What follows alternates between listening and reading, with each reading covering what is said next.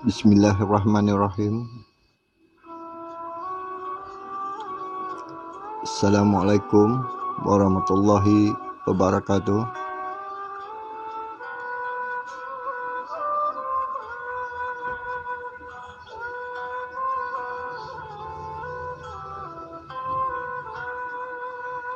Syukur Alhamdulillah, Allah telah mempertemukan kita sekali lagi di sini, di channel Zaman Sulaiman. Selamat datang dan jutaan terima kasih saya ucapkan kerana sudi singgah di sini. Saya berharap dan berdoa agar kita semua sentiasa berada dalam keadaan sihat sejahtera dan berada di bawah rahmat dan pemeliharaan Allah Azza wa Jalla dan dipermudahkan segala urusan kita. Amin, amin, amin, ya Rabbil Alamin.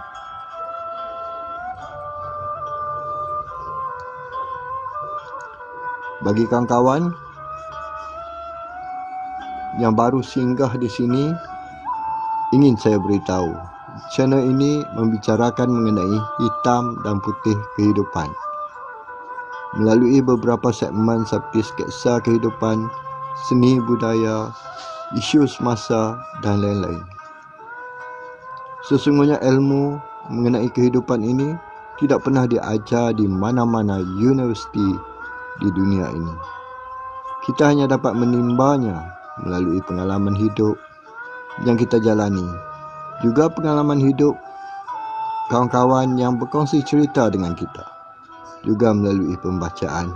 Malah channel ini akan memaparkan segmen hitam dan putih kehidupan. Untuk siaran kali ini melalui segmen isu semasa, saya akan memperkatakan isu yang berkisar mengenai pilihan raya. Sesungguhnya kalau berkaitan dengan pilihan raya dan politik, ia mempunyai terlalu banyak sisi hitam.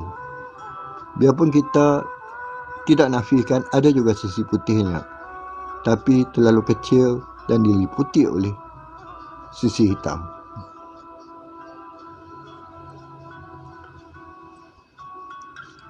Kita dapat lihat bagaimana parti, ahli politik dan penyokong sanggup melakukan apa saja fitnah, bertindak kasar dan sebagainya yang tidak patut dilakukan semata-mata ingin mendapat sokongan.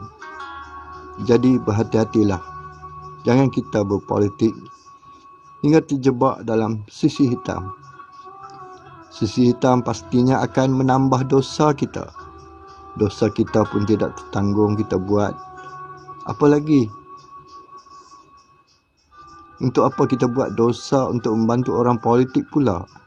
Dan bila mereka menang, nasib mereka saja yang pasti berubah dan kita menanggung dosa. Dalam siaran kali ini, saya akan membicarakan soal politik yang berjodoh PRU 15. Mampukah undi muda ubah sikap landscape politik negara? Tanpa banyak basa-basi, jom kita ikuti citra politik ini. Jom kita.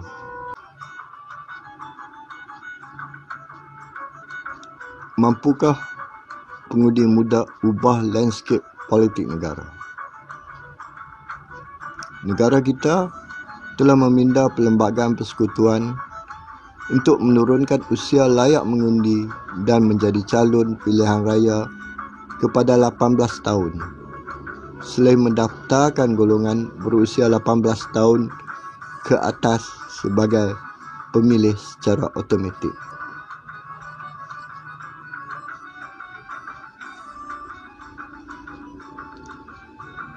Pindaan itu telah diluluskan oleh Parlimen dan diwartakan dan berkuat kuasa pada Disember 2021.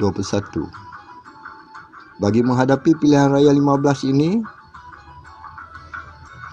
diyakini terdapat kira-kira 6.9 juta pengundi baru yang berusia 18 tahun hingga 21 tahun telah didaftarkan sebagai pengundi pilihan raya secara automatik. Daripada jumlah tersebut, diyakini juga terdapat anak-anak muda yang berusia 21 hingga 35 tahun atau lebih yang masih belum daftar sebelum ini dan kini telah didaftarkan juga secara automatik. Selamat mengundi bagi anak-anak muda itu.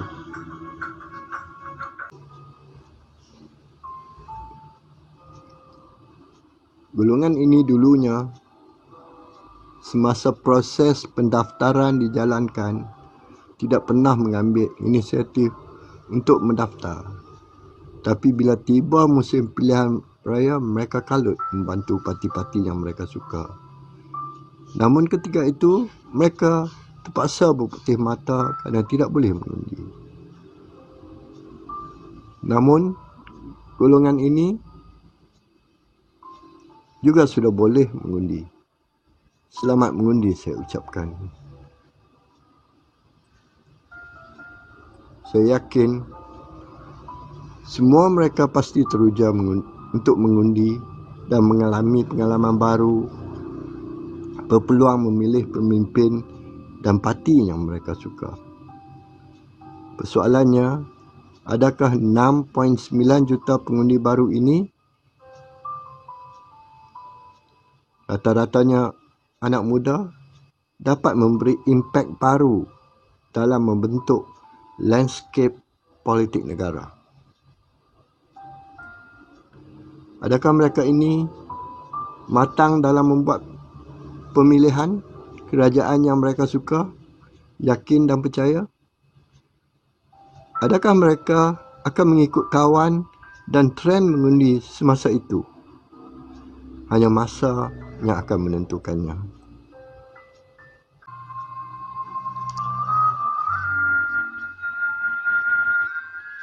Sebelum pengundian pada 19 November ini,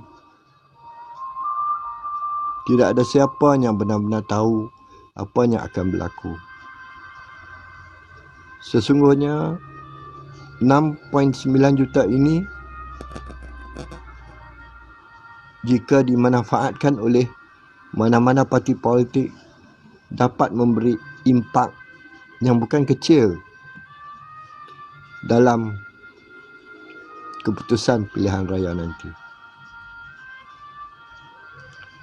Mungkin sebahagian besar daripada mereka ini akan terpengaruh dengan sikap dan pendirian keluarga, terutama ibu dan bapa mereka. Diyakini sebahagian kecil pula akan mengikut kawan dan trending waktu ini. Persoalan lain yang timbul, adakah golongan ini akan memanfaatkan peluang untuk mereka memilih pemimpin dan kerajaan? Diyakini dengan suasana musim pilihan raya di mana saja, baik di TV, di akhbar, di media sosial, malah di mana-mana saja, orang akan memperkatakan mengenai pilihan raya, maka diyakini sebahagian besar 6.9 juta pengundi muda ini pasti akan turun mengundi. Persoalannya yang timbul, siapa golongan ini akan memilih? Tapi itu hak mereka dan undi adalah rahsia. Begitulah citra politik yang saya bicarakan kali ini. Diyakini dengan 6.9 juta pengundi muda ini akan memberi impak yang bukan kecil kepada landscape politik negara. Cuma pesan saya, gunakanlah peluang ini sebaik mungkin. Jangan ikut hati dan jangan ikut kawan. Kita undilah mengikut keyakinan dan kepercayaan kita. Jika silap memilih, kita akan menanggung akibat selama 5 tahun. dan untuk membetulkannya kembali 5 tahun yang akan datang bukan satu perkara yang mudah kerana melibatkan terlalu ramai orang. Semoga pembicaraan ini dapat memberikan ketenangan dan peluang untuk anak-anak muda yang baru berpeluang mengundi berfikir secara mendalam, baik buruk untuk diri, keluarga, agama, bangsa dan negara. Ingat, satu undi kita boleh memajukan dan memusnahkan negara. Jika maju, alhamdulillah, dan jika jahanam, jangan salahkan orang lain. Salahkan diri kita. Selamat mengundi. Saya kira cukup sampai di sini. Kita jumpa lagi di lain video nanti. Jutaan terima kasih kerana kawan-kawan sudi mengikutinya hingga akhir. Jangan lupa subscribe, like dan komen. Bye-bye. Assalamualaikum.